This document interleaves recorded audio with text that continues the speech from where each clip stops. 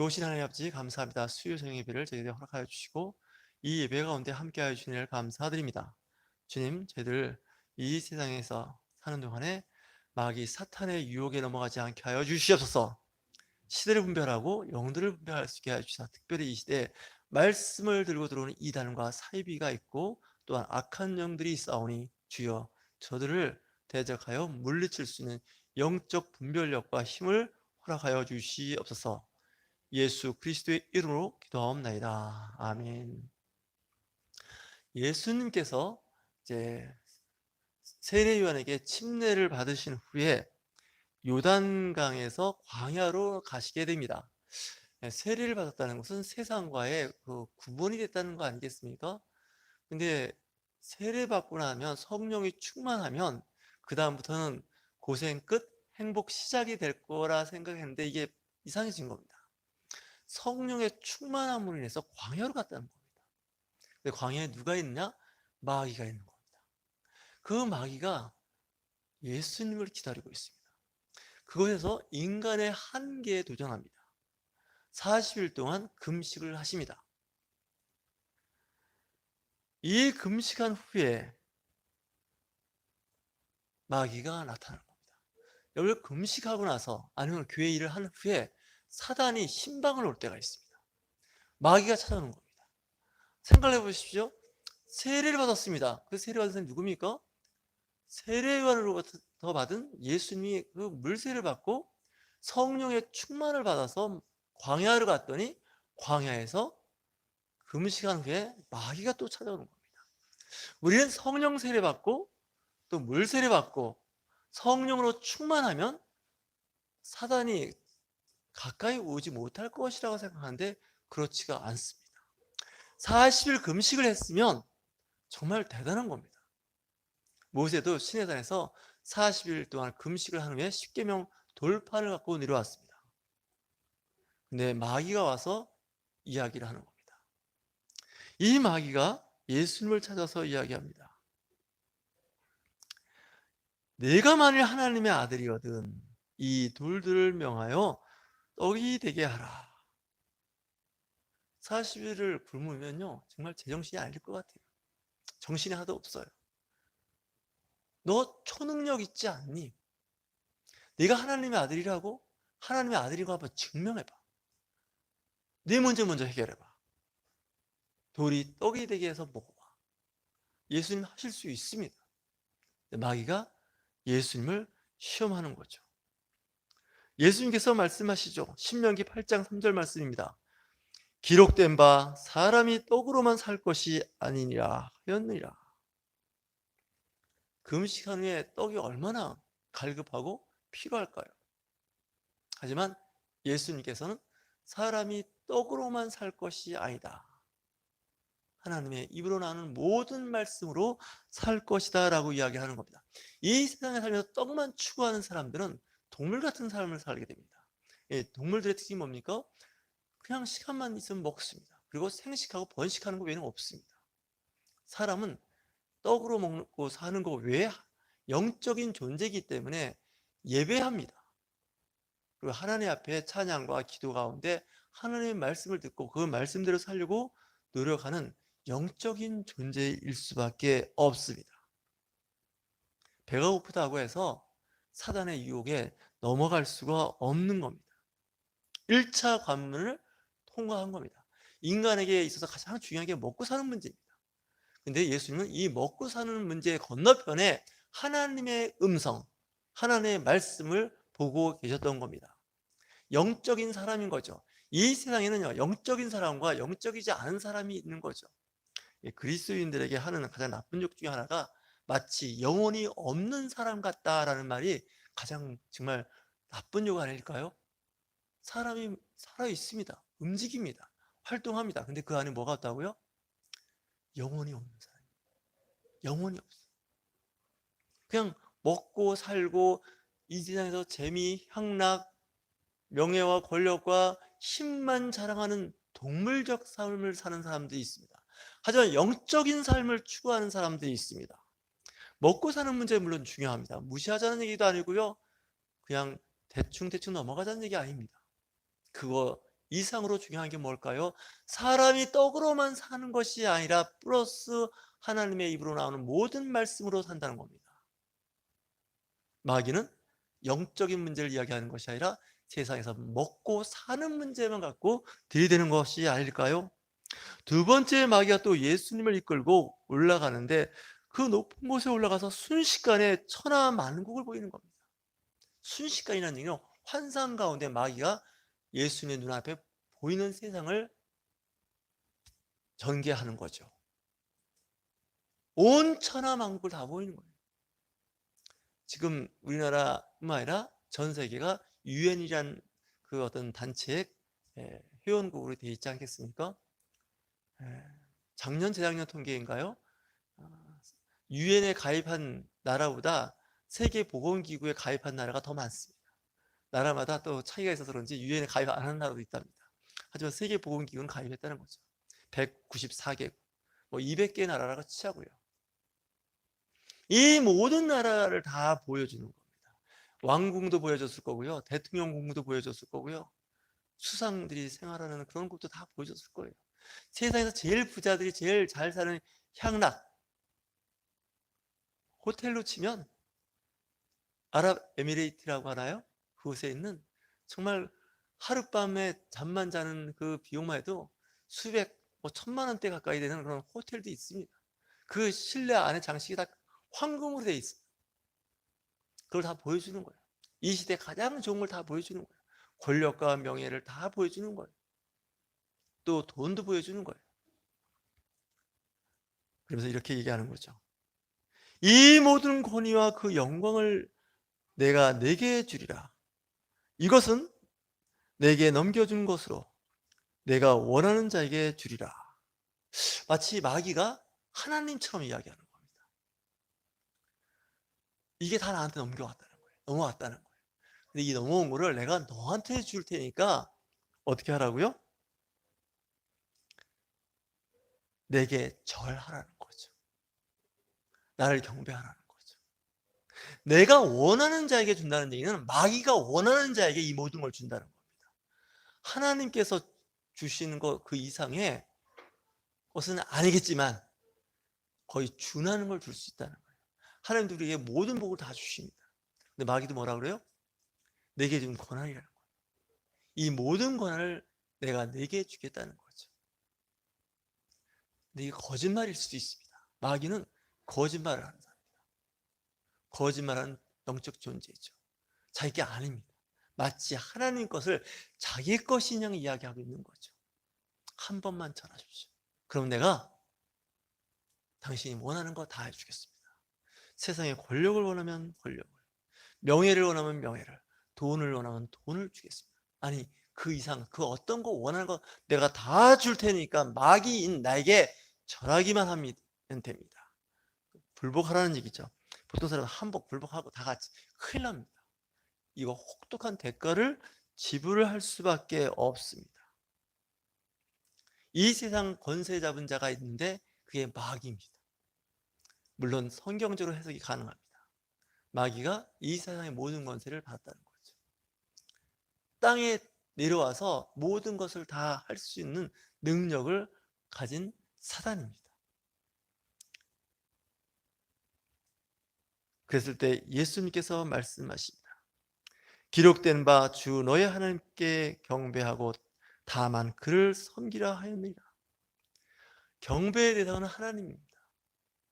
오직 그분 하나님만 섬기라고 되어 있습니다. 마귀는 유혹합니다. 나를 따라와. 내게 경배해. 나를 숭배해. 그러면 내가 원하는 것을 다 줄 수 있어. 이렇게 이야기를 하는 겁니다. 근데 예수님께서 오직 하나님만 경배하고 그를 섬기라고 해서 딱 선을 그어버립니다. 이게 참 쉽지가 않습니다. 하나님이 주시는 것 같기도 하고 또 마귀의 유혹 같기도 하고. 근데 우리는 고백을 할 때 오직 하나님의 그 말씀, 오직 그분만이 경배의 대상이고 예배의 대상이 되는 것입니다. 이 시대에 많은 축제와 문화가 있습니다. 근데 그것은 문화이고 축제일 뿐이지 경배와 섬김의 대상이 아니라는 거 알아두셔야 합니다. 시편 1편 말씀 있죠. 복 있는 사람은 악인의 길에 서지 않는다는 겁니다. 악인의 길로 가지 않는다는 거예요. 악한 것과 짝하여 지내지 않는다는 거예요. 한번 우리 시편 1편을 한번 찾아보시겠습니다. 시편 1편을 이 시대에 묵상해 보시기 바랍니다. 한번 6절 말씀 같이 합독하시고 시편 제1편 1절 제가 먼저 말씀 시작합니다. 복 있는 사람은 악인들의 꾀를 따르지 아니하며 죄인들의 길에 서지 아니하며 오만한 자들의 자리에 앉지 아니하고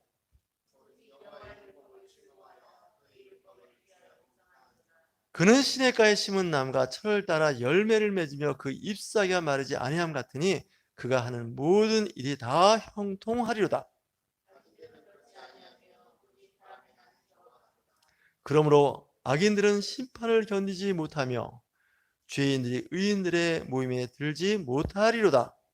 무릇 의인들의 길은 여호와께서 인정하시나 악인들의 길은 망하리로다. 이 시대에 아주 적절한 말씀입니다. 여러분들이 서 있는 곳이 어디 있습니까? 여러분들의 마음과 관심이 있는 곳이 어디냐는 거죠. 오직 복 있는 사람은 여호와의 말씀을 즐거워하고 그의 말씀을 주야로 묵상하며 사는 자들입니다. 그런 사람들은 어떨까요? 마치 시냇가에 심은 나무가 철을 따라 열매를 맺는 것 같이 그가 하는 모든 일이 다 형통하다는 거죠. 여러분들의 일에 있어서 형통함이 없습니까? 여러분들의 삶을 한번 자세히 들여다보십시오. 악인의 길은 마치 바람에 나는 겨와 같아서 정처 없이 떠돌고 떠돌고 그런다는 거 아닐까요? 심지가 굳은 사람들은 유혹에 빠지지 않습니다. 악인들은 심판을 견디지 못한다는 겁니다. 죄인들은 의인들의 모임에 들어오지 못한다는 것이죠. 천국 백성이 될 수 없음을 이야기하고 있습니다. 마귀에게 넘어간 사람들은요, 그 마귀들의 모임에 가 있습니다. 악한 영들에 잡혀 있다는 것이죠. 이제 마귀에게 한 번의 유혹이 더 있습니다. 세 번째 유혹인데, 예수님을 이끌고 예루살렘으로 가서, 광야에서 예루살렘으로 갔습니다. 그 당시 수도가 예루살렘이고 가장 믿음의 도시입니다. 성전 꼭대기에 세우고 이르되, 마귀가 예수님을 성전 꼭대기에 세웠다는 거예요. 그리고서 네가 하나님의 아들이거든 여기서 뛰어내리라. 이 말씀은 시편 91편 11절과 12절 말씀을 인용한 겁니다. 뛰어내리면 천사들이 내가 상하지 않도록, 추락사하지 않도록 보호해 주신다는 거죠. 한번 찾아볼까요? 시편 91편 11절과 12절입니다.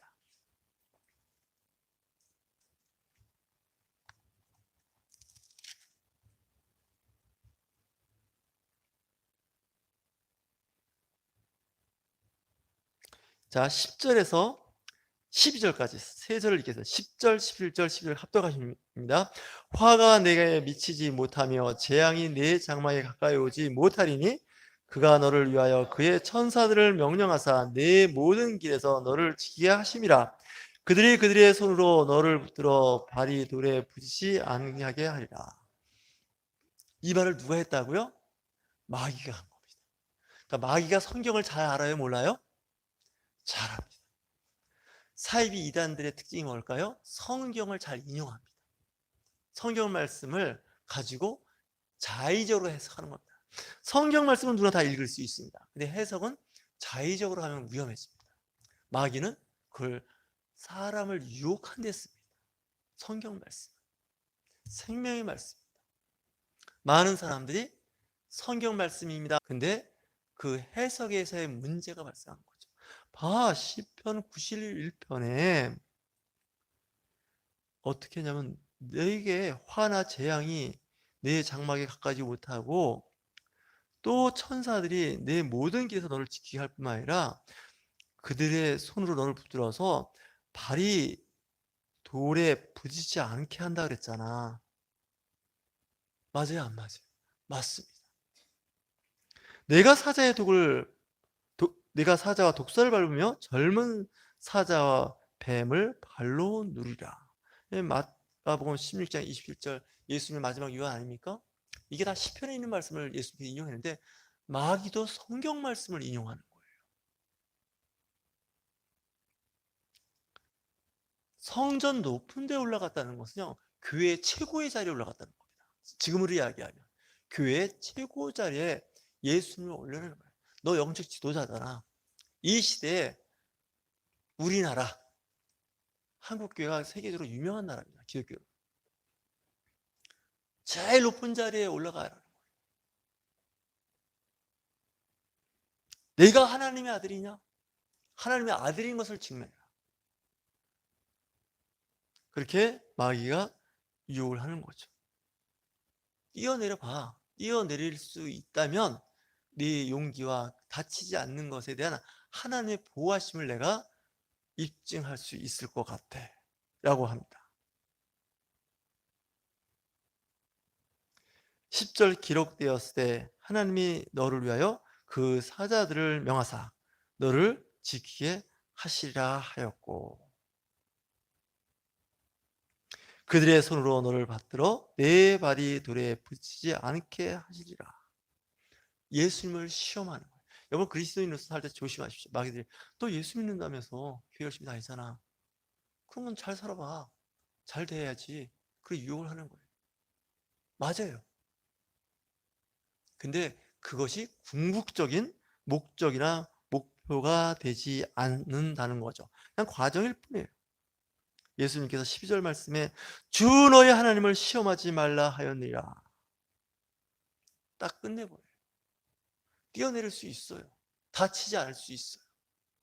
근데 안 합니다. 왜 안 할까요? 마귀가 하라고 하는 거예요.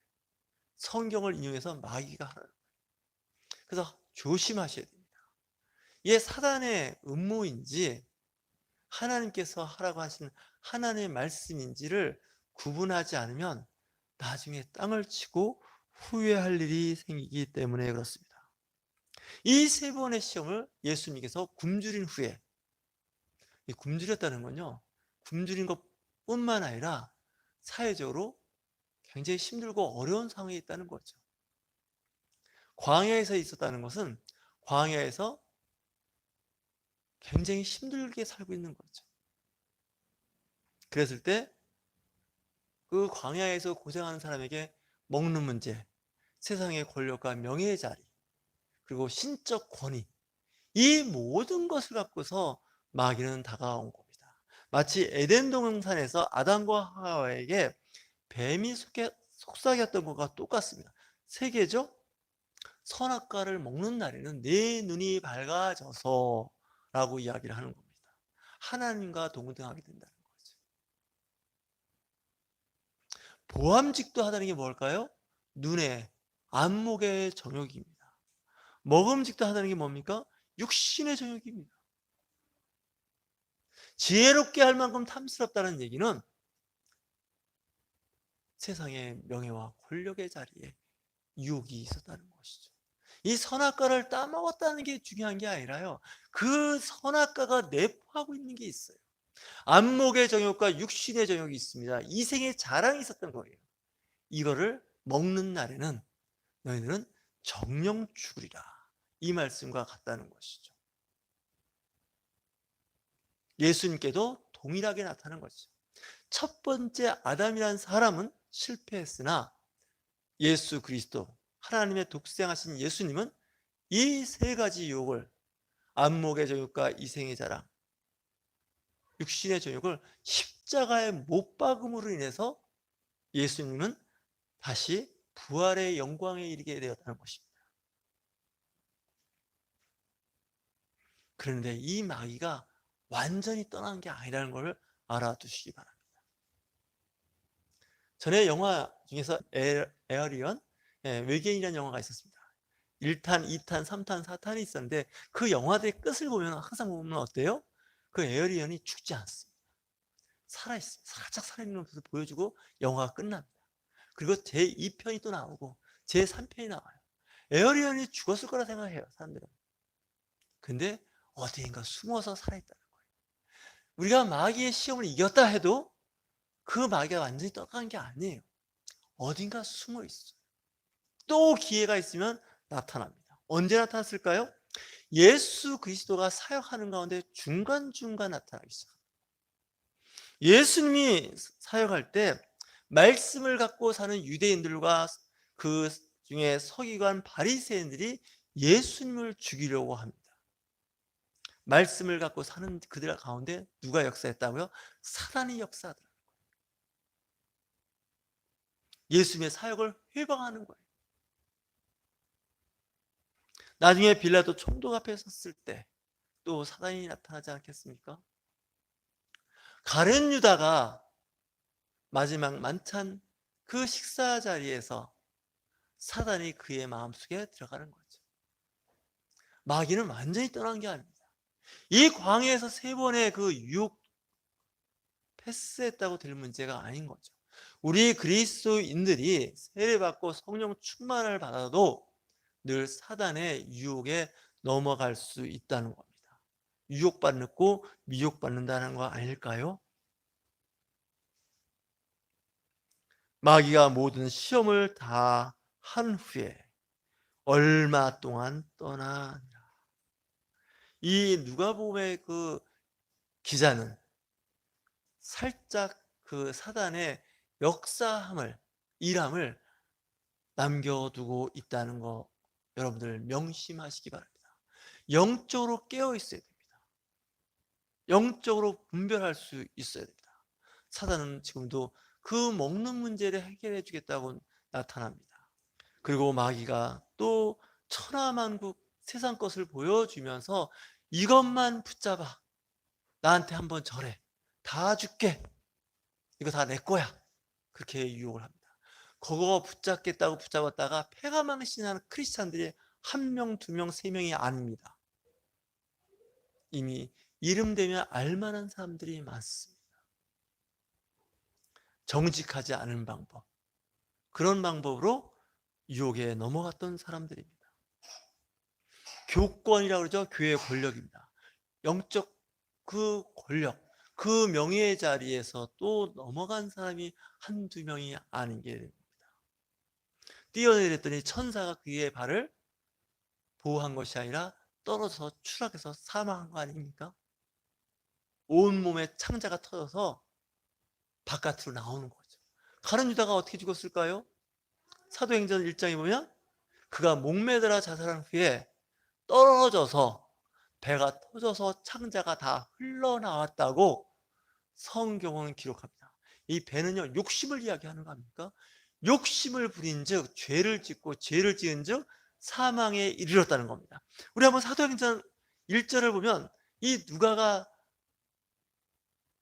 가룟 유다가 어떻게 세상을 떠나게 됐는지에 대해서 설명하고 있습니다.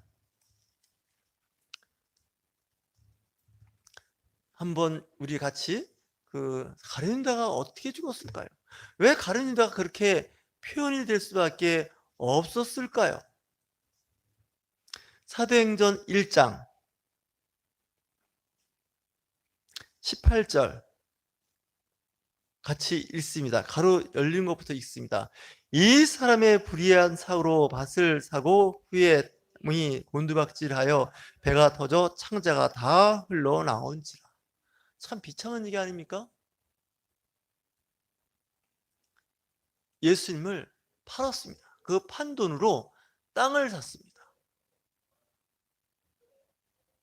밭을 산 후에 몸이 곤두박질했다는 거예요. 거꾸로 박혔다는 겁니다. 그러니까 순리대로 안 살았으니 어떻습니까? 거꾸로 곤두박질한 겁니다. 불의한 삭을 치르게 된 겁니다. 배가 터져 창자가 흘러났다는 거예요. 어떻게 곤두박질하면 배가 터지겠습니까? 배가 이게 쉽게 터지는 게 아니지 않습니까? 영적으로 해석하시기 바랍니다. 그 욕심이 폭발해가지고 그 욕심으로 인해서 인생 마감했다는 거예요. 많은 크리스찬들이 여기에 걸리게 됩니다. 특히 조심해야 됩니다.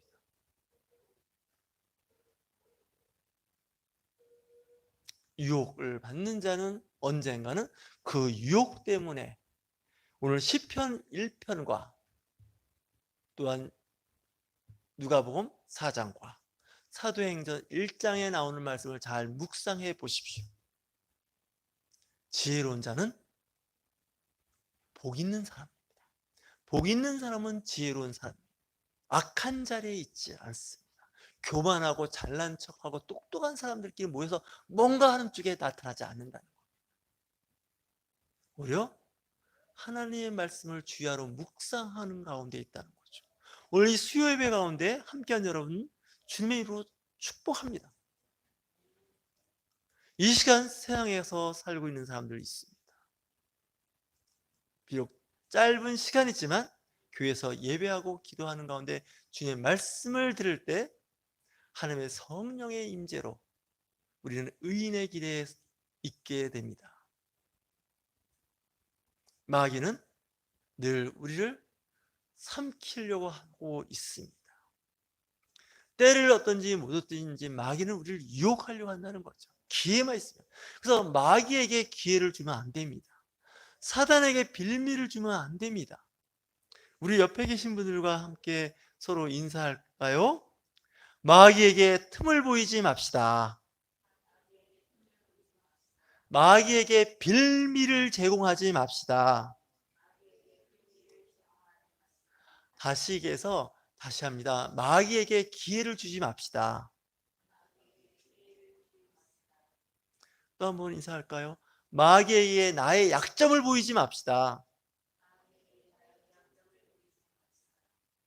기도하시기 바랍니다. 기도하는 가운데 성령께서 우리를 도와주십니다. 예수님께서 40일 동안 금식할 때 그냥 금식만 했을까요? 기도합니다. 말씀 묵상합니다. 그러니까 사단이 말씀을 갖고 들어올 때 말씀으로 물칠 수 있는 겁니다. 그리고 예수님께서 기도하니까 성령으로 그들의 마귀들을 물리칠 수가 있었던 겁니다. 성령은 지혜의 영입니다. 여러분 지혜를 달라고 기도하시기 바랍니다. 지혜가 없이는 이 세상을 살아가기 어렵기 때문에 그렇습니다. 저와 여러분 이 시대에 정말 깨어서 하나님 나라를 바라볼 수 있는 저와 여러분이 되실 주님의 이름으로 축원합니다. 좋으신 하나님 아버지 감사합니다. 저에게 힘 주시고 능력 주시사 주님 먼저 그의 나라와 의를 구하는 삶을 살게 하여 주시사 악한 마귀의 영혼에 유혹에 넘어가지 않도록 도와주시옵소서. 예수 그리스도의 이름으로 기도하옵나이다. 아멘.